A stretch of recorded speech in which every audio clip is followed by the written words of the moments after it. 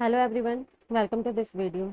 आज के इस वीडियो में हम इकाई 3 मुद्रा प्रबंधन एवं उपभोक्ता शिक्षा, इसके अंतर्गत जो दूसरा पाठ दिया गया है बचत तथा निवेश, इसके बारे में अध्ययन कर रहे हैं। यह वीडियो इस चैप्टर का दूसरा भाग है। पहले के जो वीडियो हैं उसमें हमने बचत और निवेश के बारे में इंट्रोडक्शन को देखा था, फिर हमने बचत के अर्थ को समझा था और फिर हमने बचत की आवश्यकता किन किन कारणों से पड़ती है इसके बारे में भी अध्ययन किया था। आमतौर पर लोग निवेश और बचत को एक ही समझते हैं, लेकिन इन दोनों में बड़ा अंतर होता है। आजकल के दौर में बचत करना हम सभी के लिए बेहद जरूरी है। वहीं अगर हम अपनी पूंजी को बढ़ाना चाहते हैं तो हमें निवेश करना होगा। निवेश करके ही हम अपनी धन को बढ़ा सकते हैं। नियमित रूप से बचत करना और लंबे समय के लिए निवेश करना, यह हम सबके लिए आवश्यक होता है। आइए कुछ और बातों से निवेश और बचत के बारे में समझने की कोशिश करते हैं। मासिक आय और खर्च में अंतर ही बचत है। निवेश से आशय बचाए गए पैसों को सही जगह लगाकर उसे बढ़ाना है। पैसे कमाने में तो बहुत वक्त लगता है, लेकिन उसे गंवाने में 2 मिनट से भी कम समय लगता है। यदि आपको धन को सुरक्षित रखना है तो आपको बजट बनाकर चलना होगा। प्रारंभ में यह काम आपको बड़ा मुश्किल लगेगा, लेकिन फिर धीरे धीरे आप इसके आदी हो जाएंगे। यह आपके आदतों में शामिल हो जाएगा। इस तरह से बचाया गया पैसा बचत कहलाता है। पाई पाई जोड़कर इकट्ठा किया गया पैसा ही बुरे वक्त में हमारे काम आता है। बचत किए गए अपने पैसों को सुरक्षित रखने के लिए सेविंग अकाउंट एक बेहतर विकल्प होता है। जब आपके हाथ में ज़्यादा कैश नहीं होगा तो आप खर्च भी उसी हिसाब से करेंगे।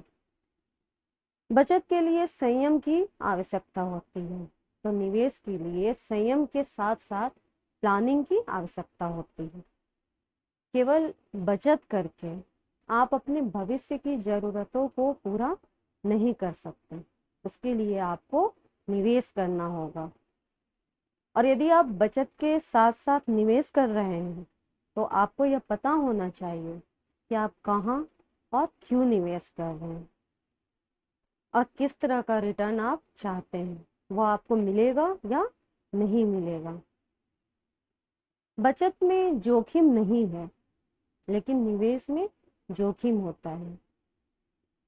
उम्मीद है अब आपको बचत और निवेश में अंतर अच्छी तरह से समझ में आ गया होगा। तो आइए अब अपने बुक की तरफ चलते हैं। आज हम पढ़ेंगे बचत का महत्व और लाभ। परिवार के जीवन स्तर में बचत एक महत्वपूर्ण भूमिका निभाती है। एक परिवार के लिए बचत के महत्व को निम्नलिखित प्रकार से समझा जा सकता है। कैसे समझा जा सकता है? जिसमें पहला पॉइंट है, बचत परिवार को आर्थिक रूप से अधिक आत्मविश्वासी बनाती है तथा उसे हिम्मत से भविष्य का सामना करने योग्य बनाती है। बचत का मुख्य उद्देश्य भविष्य की आवश्यकताओं की संतुष्टि के लिए वर्तमान आय से कुछ भाग प्रदान करना होता है, जिन आवश्यकताओं को अकेले भविष्य की आय अथवा आय में गिरावट के समय पूरा करना असंभव होता है।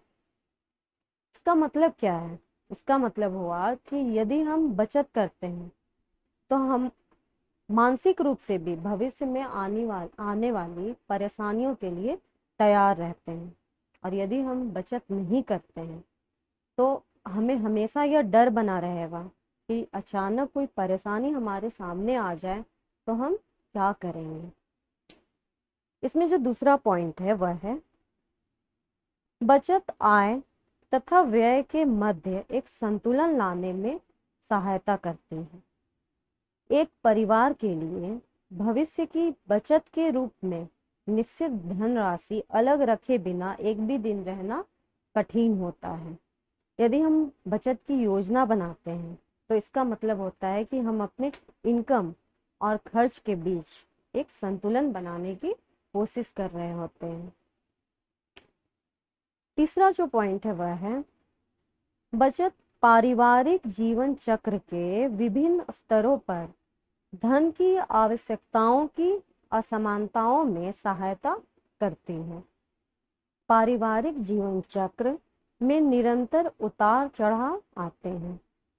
ये परिवार के लिए सलाह देने योग्य है कि प्रारंभिक स्तरों के दौरान जब उपभोग कम होता है बचत करें। आय का यह भाग जीवन चक्र के विभिन्न स्तरों के दौरान जब आय वृद्धि की मांग होती है तब यह सदुपयोगी हो सकता है। इसका क्या मतलब है? इसका मतलब है जब हमारा खर्च कम होता है उस वक्त अगर हम बचत कर लेते हैं तो यहाँ पर बचत किया हुआ हमारा जो धन है वो भविष्य में जब हमारा खर्च बढ़ने लगता है उस वक्त हमारे बहुत काम आता है। आपने सुना होगा बहुत से लोग ये कहते हैं कि काश मैंने पहले ही बचत कर लिया होता, संपत्ति खरीद ली होती तो आज मुझे पछतावा नहीं होता। तो इसलिए हमें पहले से ही बचत की योजना बनाते रहना चाहिए। अगला जो इसमें पॉइंट है, चौथा पॉइंट, वह है बचत धन खर्च के लिए हमें रीतिबद्ध पद्धति विकसित करने में सहायता करती है।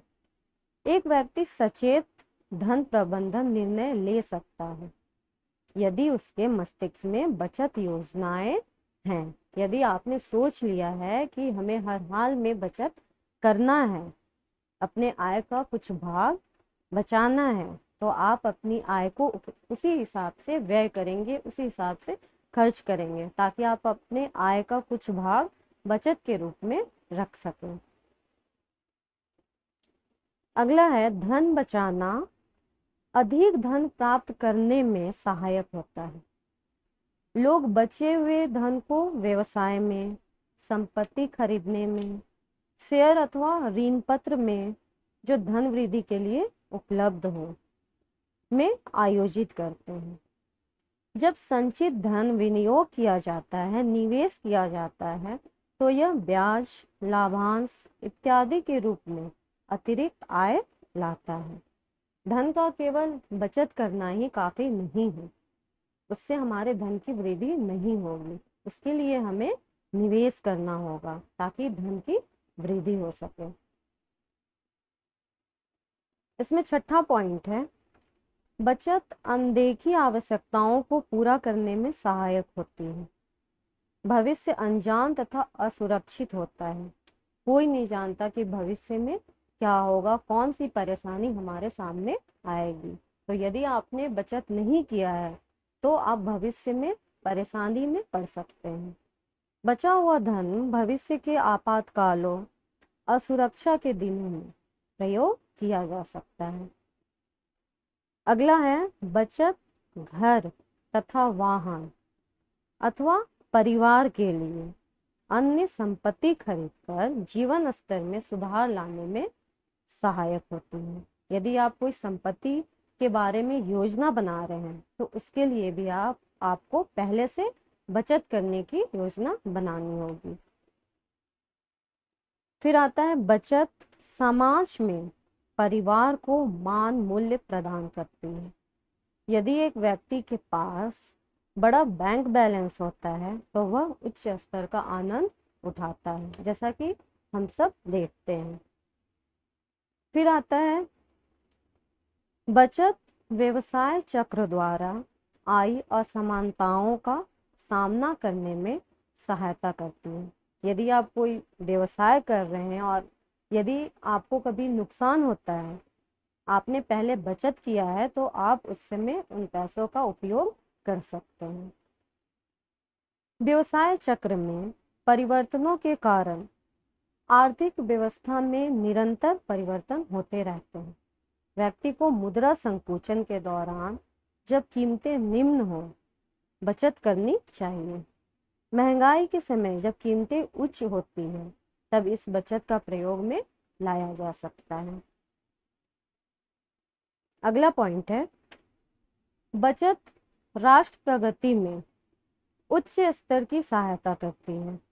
व्यक्ति धन बचाते हैं तथा उन संस्थाओं में विनियोग करते हैं जो व्यवसायिक व्यक्तियों को ऋण देती है तथा ब्याज के साथ लौटाती है।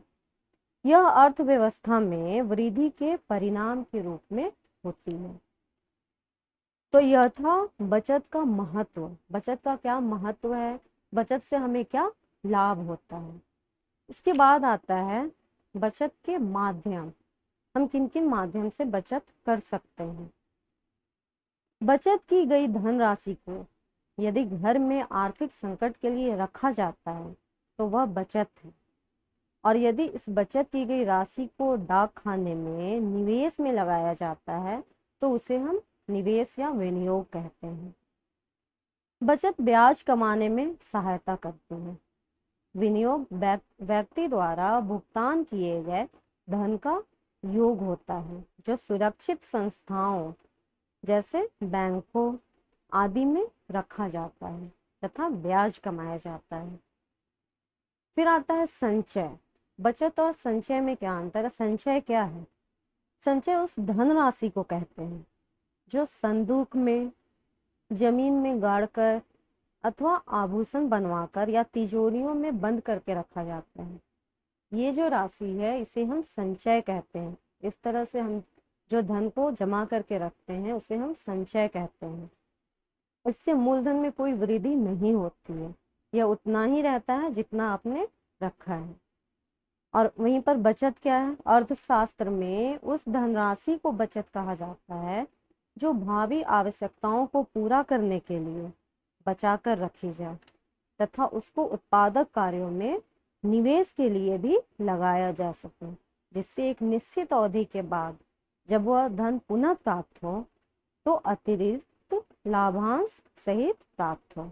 और जबकि संचय उस धनराशि को कहा जाता है जो संदूक में, जमीन में, आभूषण बनवाकर, तिजोरियों में, इन सब चीजों में रखते हैं, उसे हम संचय कहते हैं।